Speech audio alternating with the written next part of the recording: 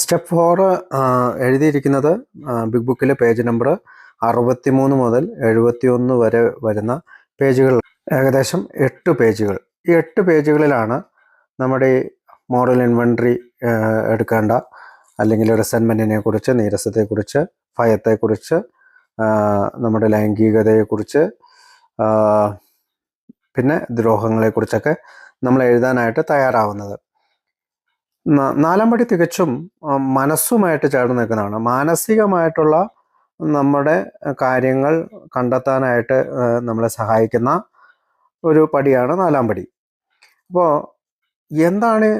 എന്തുവാ ഞാൻ കഴിഞ്ഞ പ്രാവശ്യം പറഞ്ഞു നിർത്തിയതാണോ അത് സിഗ്മണ്ട് ഫ്രോയിഡിൻ്റെ ആശയങ്ങളിൽ നിന്ന് ഊന്നിയായിരിക്കാം ഒരു പക്ഷേ ബിൽ ഈ ഒരു 4-ാം പടി തയ്യാറാക്കാനായിട്ട് ഉള്ള ഈ കോളം വരച്ചെഴുതുന്നതിൻ്റെയൊക്കെ ഒരു മോഡലൊക്കെ കൊടുത്തത് എന്നാണ് ഞാൻ വിചാരിക്കുക. കാരണം നമുക്കറിയാം സിഗ്മണ്ട് ഫ്രോയിഡാണ് ദ കോൺഷ്യസ് മൈൻഡും ദ പ്രീ കോൺഷ്യസ് മൈൻഡും ദ അൺകോൺഷ്യസ് മൈൻഡും, അതായത് ഉപബോധ മനസ്സ്, ബോധ മനസ്സെന്നൊക്കെ ഉള്ള രീതിയിലുള്ള കൺസെപ്റ്റ് ഉണ്ടാക്കി തന്നത് ആദ്യകാലത്തെ സൈക്കാട്രിസ്റ്റായ സിഗ്മണ്ട് ഫ്രോയിഡാണ്. കാരണം നമ്മുടെ സ്വഭാവത്തെ രൂപീകരിക്കുന്നതിൽ, അല്ലെങ്കിൽ നമ്മുടെ സ്വഭാവ രൂപീകരണത്തിന് ഈ പറയുന്ന ഈ അൺകോൺഷ്യസ് മൈൻഡിൻ്റെയും പ്രീ കോൺഷ്യസ് മൈൻഡിൻ്റെയും കോൺഷ്യസ് മൈൻഡിൻ്റെയും ഇടപെടലുണ്ട് എന്നാണ് സിഗ്മണ്ട് ഫ്രോയിഡ് വിവരിക്കുക. അപ്പോൾ നമുക്ക് ടിപ്പ് ഓഫ് ദ ഐസ്ബർഗ് എന്ന് പറയും. നമ്മൾ മുകളിൽ കാണുന്ന ഈ കോൺഷ്യസ് മൈൻഡ് എന്ന് പറയുന്നത് ഈ മഞ്ഞുമലയുടെ ഒരു ചെറിയ ഭാഗമാണ് മാത്രമാണ്. പക്ഷെ ഇതിൻ്റെ അടിയിലേക്ക് പ്രീ കോൺഷ്യസ് മൈൻഡും അൺകോൺഷ്യസ് മൈൻഡും, അതായത് കോൺഷ്യസ് മൈൻഡ് ബോധ മനസ്സ് നമ്മൾ കാണുന്നത് ഈ മഞ്ഞുമലയുടെ മുകളിലെ ചെറിയൊരു ഭാഗം മാത്രമാണ്. അതിൻ്റെ താഴത്തേക്കാണ് ഉപബോധ മനസ്സുള്ളത്. അപ്പോൾ സിഗ്മണ്ട് ഫ്രോയിഡ് പറയുന്നത് ഈ അൺകോൺഷ്യസ് മൈൻഡിൽ കിടക്കുന്ന കാര്യങ്ങളും ഈ പ്രീ കോൺഷ്യസ് മൈൻഡിൽ കിടക്കുന്ന കാര്യങ്ങളിലൂടെയാണ് ബോധ മനസ്സിലേക്ക് ഒരാൾ സ്വഭാവ രൂപീകരണം വരുന്നത് എന്നാണ്. സിഗ്മണ്ട് ഫ്രോയിഡാണ് ഇത്തരം ഒരു സിദ്ധാന്തം, അതായത് ഉപബോധ മനസ്സ് എന്ന് പറയുന്ന, അല്ലെങ്കിൽ ബോധ മനസ്സ് എന്ന് പറയുന്ന ഒരു സിദ്ധാന്തം നമ്മുടെ മനഃശാസ്ത്ര ലോകത്തിന് പരിചയപ്പെടുത്തിയ ആദ്യത്തെ ആൾ. അതായത് പ്രീ കോൺഷ്യസ് മൈൻഡിൽ നിന്നാണ് കോൺഷ്യസ് മൈൻഡിലേക്ക് കാര്യങ്ങൾ, ചിന്തകൾ, ഓർമ്മകൾ, വികാരങ്ങൾ, ആഗ്രഹങ്ങൾ എത്തിക്കുന്നതെന്നാണ് സിഗ്മണ്ട് ഫ്രോയിഡ് പറയുക. അപ്പോൾ കോൺഷ്യസ് മൈൻഡിൽ എന്തൊക്കെയുണ്ട്? കോൺഷ്യസ് മൈൻഡിലുണ്ട് ചിന്തകൾ, ആഗ്രഹങ്ങൾ, വികാരങ്ങൾ. അത് ഓരോ പോകുന്ന വഴിക്ക് കടന്നു വരുന്നതാണ്. അത് ഒരു മനുഷ്യൻ്റെ ജീവിതത്തിൽ അദ്ദേഹത്തിൻ്റെ മുന്നോട്ട് പോകുന്ന യാത്രകളിൽ കടന്നു വരുന്നതായിട്ടാണ് അദ്ദേഹം പറയുന്നത്. അൺകോൺഷ്യസ് മൈൻഡ് എന്ന് പറയുന്നത് അദ്ദേഹം പറയുന്ന ഒരു റിസർവോയർ ആണ്, ഒരു ഡാം പോലെ നമ്മുടെ വികാരങ്ങളെ, നമ്മുടെ ചിന്തകളെ, ആഗ്രഹങ്ങളെ, ഓർമ്മകളെ കാത്തു സൂക്ഷിക്കുന്ന ഒരു ഡാമാണ് അൺകോൺഷ്യസ് മൈൻഡ് എന്നാണ് ഉപബോധ മനസ്സ്. ആ ഉപബോധ മനസ്സിൽ നിന്ന് ഈ ഒരുപാട് കാര്യങ്ങൾ, ചിലപ്പോൾ അത് അൺഅക്സെപ്റ്റബിൾ ആയിരിക്കില്ല, മറ്റുള്ളവർക്ക് സ്വീകാര്യമല്ലാത്ത, ചിലപ്പോൾ സന്തോഷകരമല്ലാത്ത ഒരുപാട് ദുഃഖങ്ങൾ ഉണ്ടാക്കുന്ന, ഒരുപാട് ഉത്കണ്ഠ ഉണ്ടാക്കുന്ന ഒരുപാട് പ്രശ്നങ്ങളെ ആയിരിക്കും ഈ അൺകോൺഷ്യസ് മൈൻഡ് ക്യാരി ചെയ്തിരിക്കുക. ഇങ്ങനെ 3 ഭാഗങ്ങളായിട്ട് മനസ്സുണ്ടെന്നും അതിനെ 3 ഭാഗങ്ങളെ ഐസ്ബർഗിനോടാണ്, അതായത് ഒരു കടലിലെ മഞ്ഞുമലയോടാണ് ഫ്രോയിഡ് ഉപമിച്ചിരിക്കുന്നത്. ഈ ഞാൻ ആദ്യം പറഞ്ഞ പോലെ കോൺഷ്യസ് മൈൻഡ് എന്ന് പറയുന്നത് ആ മഞ്ഞുമലയുടെ മുകൾ ഭാഗമാണ്, അതായത് സമുദ്ര നിരപ്പിന് മുകളിലായി കാണുന്നതാണ്. അതിന് താഴത്തേക്ക് കാണുന്ന ഒരു ചെറിയ വിസിബിലിറ്റി ഒക്കെ ഉള്ള സ്ഥലമാണ് പ്രീ കോൺഷ്യസ് മൈൻഡ്. എന്നാൽ ഒരിക്കലും നമുക്ക് കാണാൻ കഴിയാത്ത വാട്ടർ ലൈൻ്റെ ഏറ്റവും അടിത്തട്ടിലേക്ക് പോയിരിക്കുന്ന ഭാഗത്തിനെയാണ് നമ്മൾ അൺകോൺഷ്യസ് മൈൻഡ് എന്ന് പറയുക.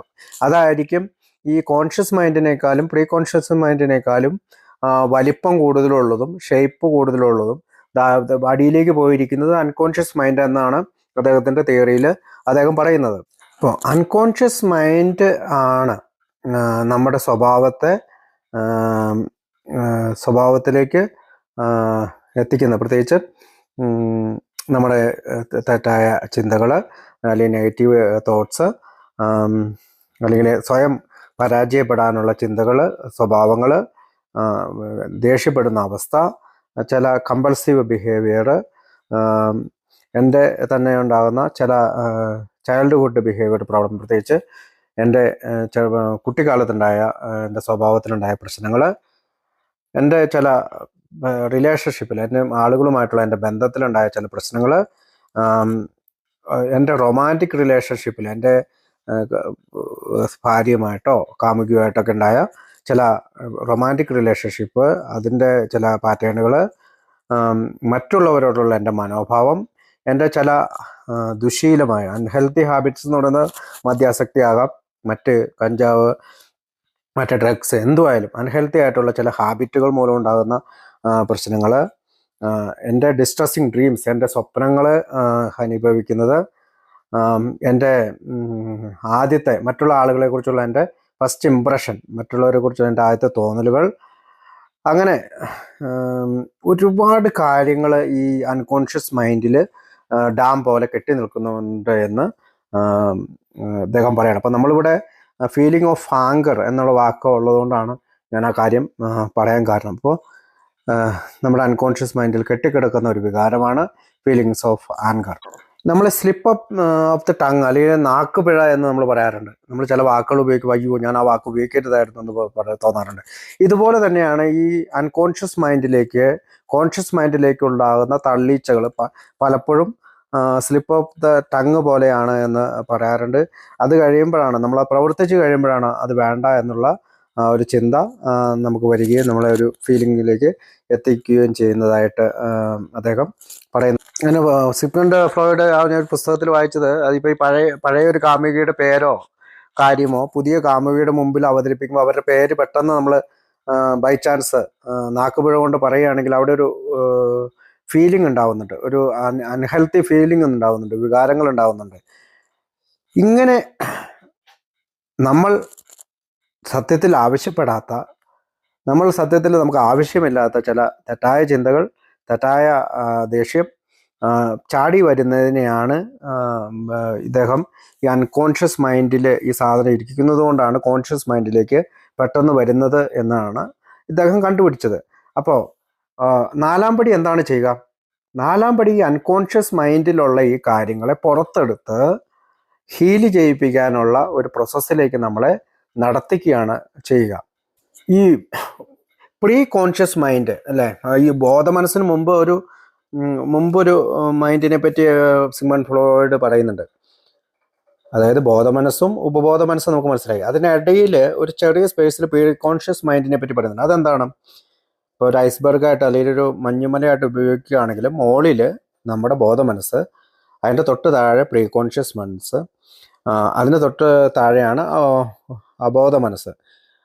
എന്താണ് ഈ ഉപബോധ മനസ്സ്? അതായത് നമുക്ക് ശരിയാണ് എന്ന് തോന്നുന്ന കാര്യങ്ങൾ, അല്ലെങ്കിൽ നമുക്ക് മനസ്സിലാക്കാവുന്ന കാര്യങ്ങൾ, നമുക്ക് ശരിക്കും എന്താണ് ചെയ്യേണ്ടത്, ഞാൻ എന്ത് തീരുമാനങ്ങളാണ് എടുക്കേണ്ടത് എന്നറിയാവുന്ന കാര്യങ്ങൾ ശേഖരിച്ച് വച്ചിരിക്കുന്നത് പ്രീ കോൺഷ്യസ് മൈൻഡിലാണ്. അത് നമ്മളെ കൺട്രോൾ ചെയ്യാൻ ഉപയോഗിക്കാം. നമ്മുടെ ഒരു ഗാർഡാണ്, അല്ലെങ്കിൽ നമ്മളൊരു സുരക്ഷിതമായിട്ട് നമ്മുടെ സംസാരത്തെയും ചിന്തകളെയും നിയന്ത്രിക്കാനായിട്ട്, അല്ലെങ്കിൽ എല്ലാ ഇൻഫോർമേഷനും ഞാനിപ്പോൾ സംസാരിക്കുന്നത് പോലും നമ്മൾ ആദ്യം ശേഖരിക്കുന്നത് പ്രീ കോൺഷ്യസ് മൈൻഡിലേക്കാണ്. അപ്പോൾ നമ്മുടെ വീട്ടിലേക്കുള്ള വഴി, ഞാൻ കാർ സ്റ്റാർട്ട് ചെയ്യുന്നു, വീട്ടിലേക്കുള്ള വഴി എനിക്ക് കൃത്യമായിട്ട് പെട്ടെന്ന് കാണിച്ചു തരുന്നത് ഈ പ്രീ കോൺഷ്യസ് മൈൻഡിലുള്ള എൻ്റെ ആശയങ്ങൾ വെച്ചിട്ടാണ്. എനിക്ക് ഇന്ന പോലെ റോഡ് എടുക്കണം, ഇതുപോലെ ടേൺ ചെയ്യണം, ഇങ്ങനെ പോകണം എന്നൊക്കെ പറയുന്നത്. ഇതൊരു ശാസ്ത്രീയ രീതിയാണ്, അല്ലെങ്കിൽ ശാസ്ത്രീയ വശമാണ്. അത് ഞാനൊന്ന് 4-ാമത്തെ പടിയോട് റിലേറ്റ് ചെയ്ത് ഉള്ളതുകൊണ്ട് ചെറുതായിട്ടൊന്ന് പറഞ്ഞു പോകുന്നു മാത്രം. അപ്പോൾ സിഗ്മണ്ട് ഫ്രോയിഡ് പറയുന്നത് മനുഷ്യൻ എന്ന് പറയുന്നത് ഒരു കോംപ്ലക്സ് പ്രോഗ്രാം എന്നാണ്. ഒരുപാട് സങ്കീർണമായിട്ടുള്ള പേഴ്സണാലിറ്റിയാണ് അദ്ദേഹം. അതുകൊണ്ട് തന്നെ ഒരുപാട് കാര്യങ്ങൾ അതിനെപ്പറ്റി നമുക്ക് പഠിക്കേണ്ടതുണ്ട്.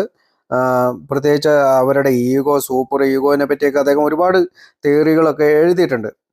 അപ്പോൾ ഈ സിഗ്മണ്ട് ഫ്രോയിഡിൻ്റെ ചില ലേഖനങ്ങളൊക്കെ വായിക്കുന്നത് നമുക്ക് ഈ 4-ാം പടി ചെയ്യുമ്പോൾ നമ്മുടെ ഈ കോളത്തിൽ ഇതൊക്കെ എന്തുകൊണ്ട് വരുന്നു എന്ന് മനസ്സിലാക്കാനായിട്ട് എളുപ്പമുള്ളതുകൊണ്ടാണ് ഞാനത് പറയുക. Okay, thank you. അതിനുശേഷം നമുക്ക് മുന്നോട്ട് പോകാം.